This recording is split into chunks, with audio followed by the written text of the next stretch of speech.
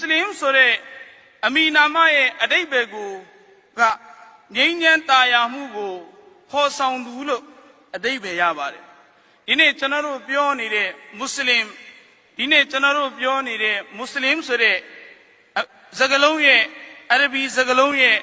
အတိတ်ဘယ်ကိုဖွင့်ဆိုမယ်ဆိုရင်ငြိမ်းချမ်းရေးကိုဖော်ဆောင်သူငြိမ်းချမ်းရေးကိုလိုလားတောင်းတသူဆိုတဲ့အတိတ်ပဲထွက်ပါတယ်ငြိမ်းချမ်းသာယာမှုကိုပြည့်ပြားစေတဲ့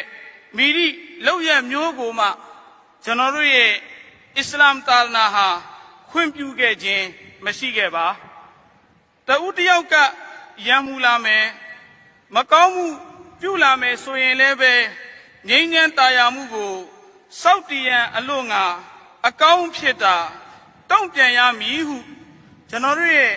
ကျမ်းတော်မြတ်ကုရ်အာန်၌အောက်ပါအတိုင်းပြည့်ညက်ချက်လာရှိပါတယ်ဝလာတစတဝီလ်ဟဆနတုဝလဆယီအာidfa billati hiya ahsan فإذا الذي بينك وبينه عداوة كأنه ولي حميم وما يلقاها إلا الذين صبروا وما يلقاها إلا ذو حظ عظيم داها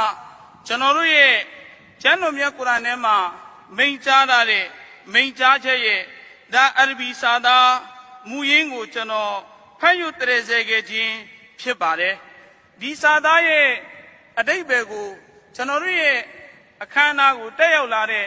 ဘာသာပေါင်းစုံမှညီကိုမောင်နှမများသဘောပေါက်နားလည်အောင်အတူတူရှင်းလင်းတင်ပြရမယ်ဆိုရင်အလ္လာဟ်ရှင်မြတ်သခင်ချမှတ်ပေးခဲ့တဲ့ကျမ်းမြတ်ကုရ်အာန်ကမိန့်ကြားတော်မူတဲ့အကောင်းနဲ့အဆိုးမတူညီပါအဆိုးကိုအကောင်းဖြစ်တုံ့ပြန်ပါအဆိုးကိုအကောင်းဖြစ်တုံ့ပြန်ခြင်းဖြစ်ရန်ညိုးရန်ဆွဲများခြုံငိမ့်သွားရုံမကရန်သူပင်လျင်ယင်းဤချစ်ခင်တဲ့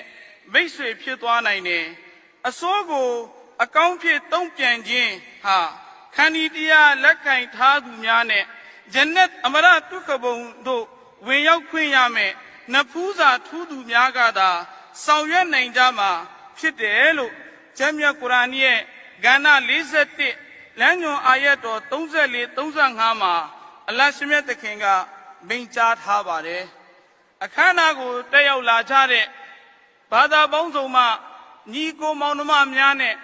နိုင်ငံတဝင်းကနေပြီးတော့မှဒီအခမ်းအနားကိုကြည့်ရှုနေကြတဲ့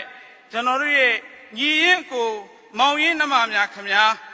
ငြိမ်းချမ်းရေးတိဆောက်တဲ့